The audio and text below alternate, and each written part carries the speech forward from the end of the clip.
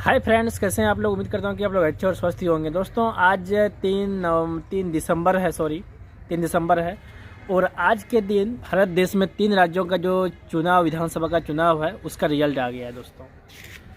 यानी 3 राज्यों का जो राज्य है, राजस्थान, मध्य प्रदेश और तमिलनाडु, तीनों राज्यों का चुनाव जो हुआ उसका रिजल्ट आज 3 दिसंबर को आ गया है। इसमें तीनों ही राज्यों में जो रिजल्ट है दोस्तों, विपक्ष का पक्ष में कोई नहीं गया है।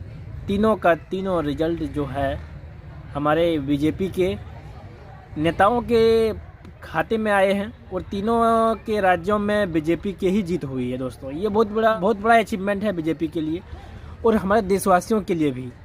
बहुत सारे विपक्ष जितने भी नेता हैं, सारे एक होकर गठबंधन का निर्माण किया था, जिसका नाम था इंडिया के नाम से गठबंधन तैयार किया था।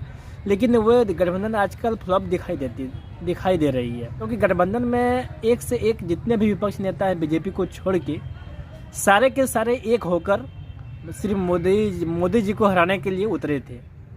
तो अभी लोकसभा का चुनाव नहीं हुआ दोस्तों, 3 राज्यों का चुनाव, विधानसभा के चुनाव का रिजल्ट आ गया है और तीनों ही राज्यों में बीजेपी का जीत हुई है।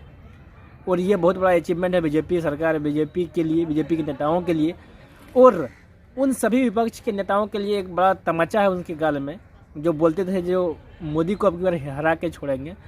तो ये सिम्टम्स लग रहा है, लोकसभा का चुनाव जो जीतने वाले हैं ना विपक्ष में, उसका सिम्टम्स लग रहा है जो आप 2024 का जो लोकसभा चुनाव, उसमें आप हारेंगे ही, क्योंकि इसमें जो विपक्ष की जो बातें हैं वो फ्लॉप होती दिखाई दे रही है और हमारे जो केंद्र में वर्तमान जो सरकार है बीजेपी, उसकी बातें हमेशा सही साबित होती आ रही है।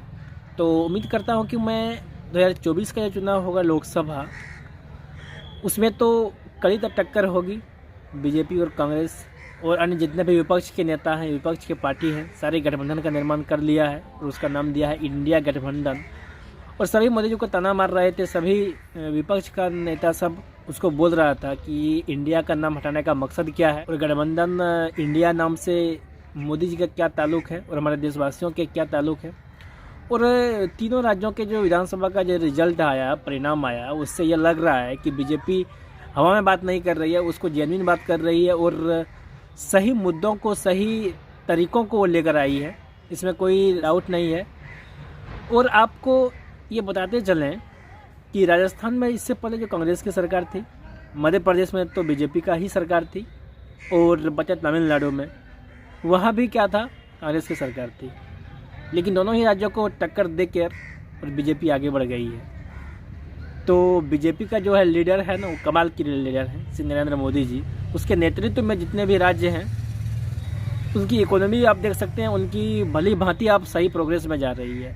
इसलिए दोस्तों आप लोगों को भी इस वीडियो के माध्यम से मैं कहना चाहता हूँ कि आप जेन्युइन बातों को विश्वास करें और फेक बातों को विश्वास ना करें। क्या फेक बोलता है, आपको हकीकत लगेगा, तो उसी के बारे में विश्वास करना चाहिए दोस्तों। और बिना फालतू के, बिना वजह के बातों को विश्वास नहीं करें।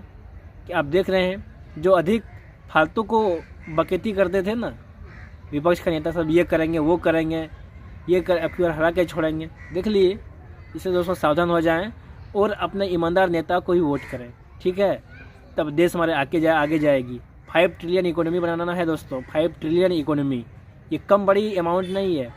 और मोदी जी इसको, और अगर अब की बार आ गए 24 में, तो जल्द से जल्द ही 5 ट्रिलियन इकोनॉमी बनने वाला है भारत, और सबसे बड़ा सुपर पावर बनने वाला है भारत। ये भारत युवाओं का देश है, इसको और जितना आप लोग युवा सब जितना सपोर्ट करेंगे, उतना देश या तरक्की करेगा। तो थैंक यू दोस्तों, मिलते हैं अगले वीडियो में। और आप लोगों को कैसी लगी यह जीत, प्लीज़ कमेंट करें। थैंक यू, जय हिंद, जय भारत।